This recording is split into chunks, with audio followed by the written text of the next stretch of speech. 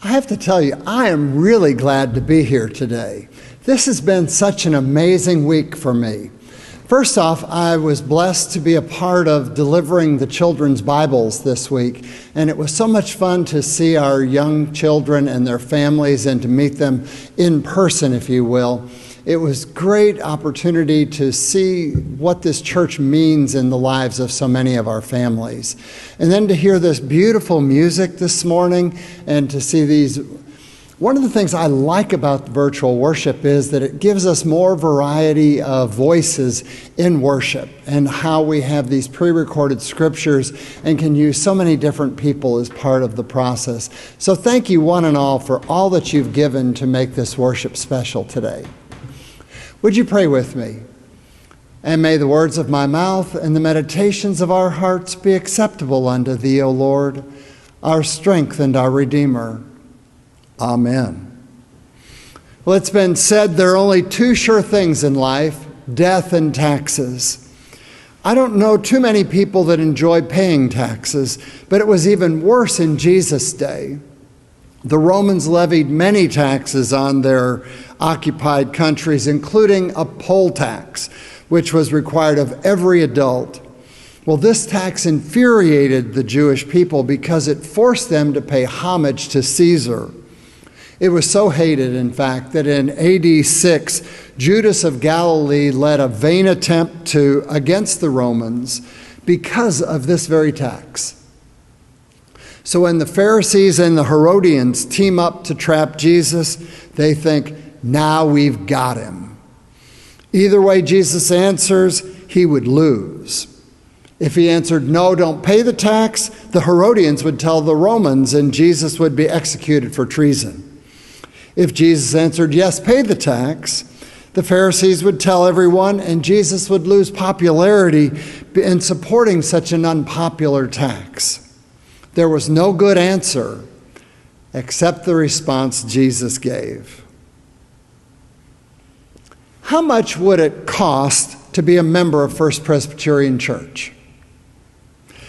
What if we just assessed the tax on our members as a way of funding our ongoing ministry?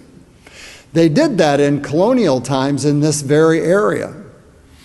Now, I'm a math geek, and so I enjoy these kinds of puzzles. So I got out my paper and pencil and discovered something fun. If we were going to have taxes, we would have to cover the cost of providing our services, right? Well, Bob Smith has reported that our worship ministry costs $439,000 each year.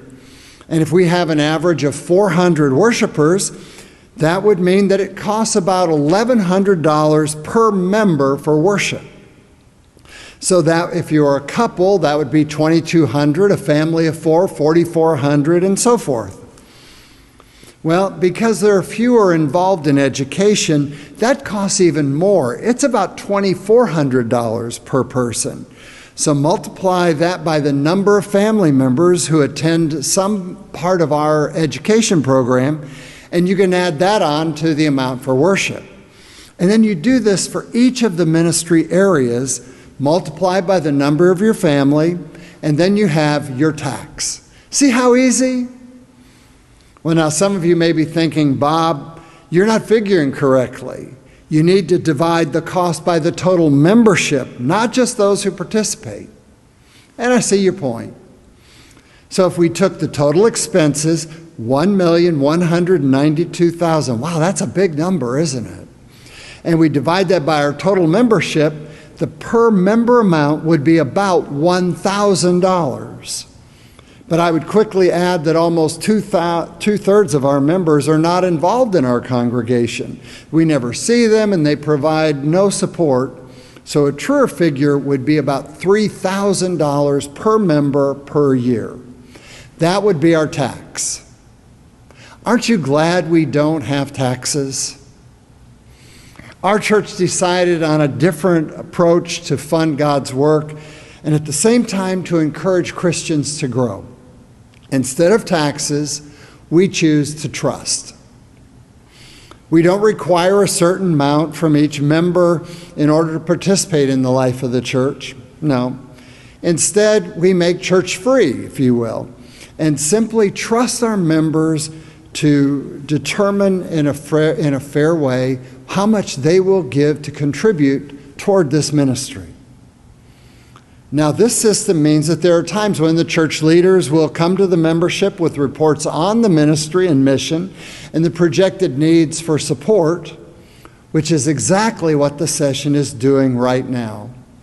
And then they trust us to make informed, prayerful decisions about how much we will contribute to support this ministry.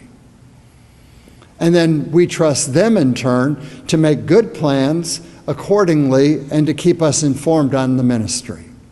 See, trust actually runs both ways, doesn't it? So how much should we give to the church? There are many ways to determine a number. I heard a story years ago about 3 guys who were discussing at church about their stewardship methods. The first man began by saying, well, I cash my paycheck, I draw a circle on the floor, and I throw the money up in the air, and the money that falls inside the circle goes to God, and I keep what falls outside of the circle. And the second one said, well, I do something very similar, except God gets what falls outside of the circle, and I get what falls inside the circle. The third guy just said, I throw my money up in the air, and whatever God catches, God can keep. Well, Ginger and I came up with a different method that works for us. I mentioned last week that throughout our married life, we've committed to tithe our income to God. Well, of our tithe, we give half of it to the local congregation we're serving. And the other half is divided across other ministries we've served and supported for many years. Now, this isn't the only way. This is just another way. But if you're not pledging or giving anything, the best advice I can give you today is to pledge and give something. Like I suggested last week, start at $20 a week. And if that's too much, try $10 or even $5 a week. And if that's not enough, go to 30, 40, 50, and adjust it as you need to. Remember, a pledge is a good faith estimate of your commitment to supporting next year's ministry. If circumstances change, so can your pledge. What doesn't change is that you've made a commitment and are fulfilling it to the best of your ability and to the glory of God. Now, if you already pledge and give, consider increasing it in some way. Now, some figure their increase based on their last year's pledge, like increasing by a dollar amount or a percentage. And our leaders have said that we'll need a 5% overall increase in pledges for next year, so that's a good place to start. We know some people won't be able to do that, so if you can do more than 5%, great. If you're not able to do 5%, do less. Personally, I prefer to connect my giving, making it proportional to my resources, that is, to my income, so that as God blesses me with more or less, well, my giving increases or decreases accordingly. It's really pretty simple to do. You write down how much you pledged last year and gave, and then you write down your income, and you divide your income into your pledge. And that will give you, the other way around, divide your pledge into your income, and that will give you the amount, your percentage that you have pledged. The average Presbyterian pledges 2.5% of their income, so let's start there. And if that's what you're doing, consider increasing it 1%. So this year to pledge 3.5%. If that's too much, just pledge 3% more, 3% of your income. If that's not enough, go 4%, go 2% more, whatever works for you. But the key is to be looking at it intentionally, making plans, and making a commitment. And keep working on this each year until you finally reach 10%, a tithe. And that's when the real fun begins. Now, why is it so hard and awkward to come up with a figure to pledge? How can we hold on to something so tightly that's actually borrowed?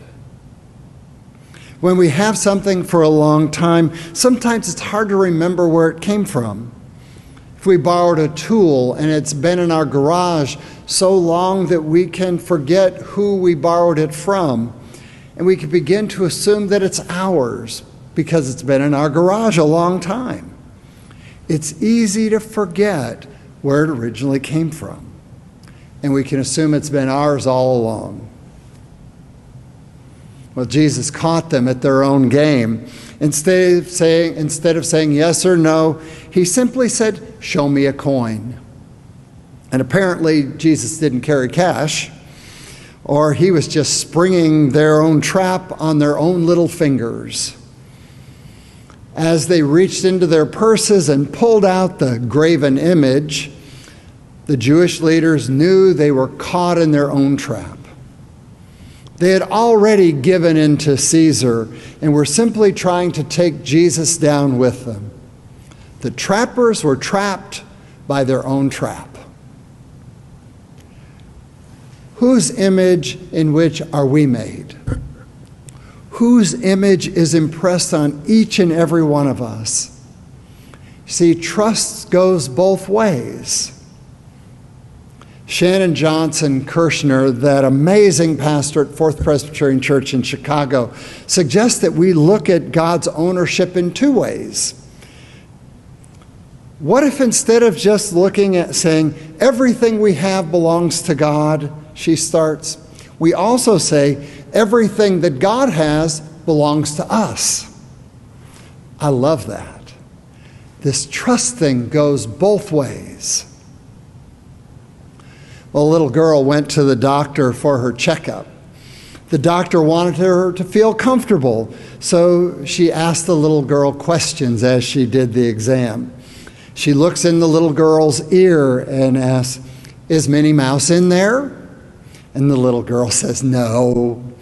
And then she looks in her nose and asks, "Is little Kitty in here?" "No," the little girl squeals. And then the doctor puts the stethoscope on her chest and asks, "Is Tinkerbell in here?"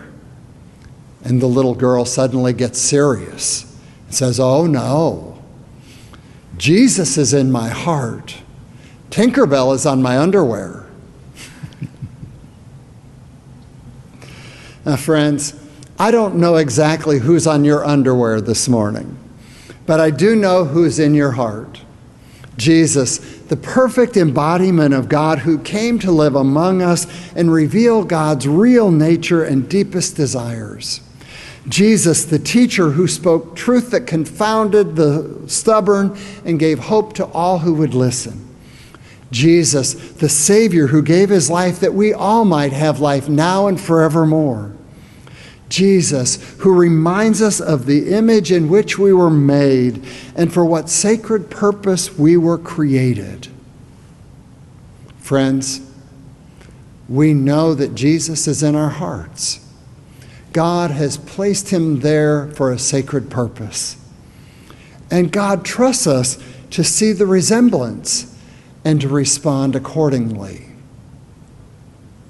Everything that we have is God's, and everything that God has is ours. That is good news. Thanks be to God.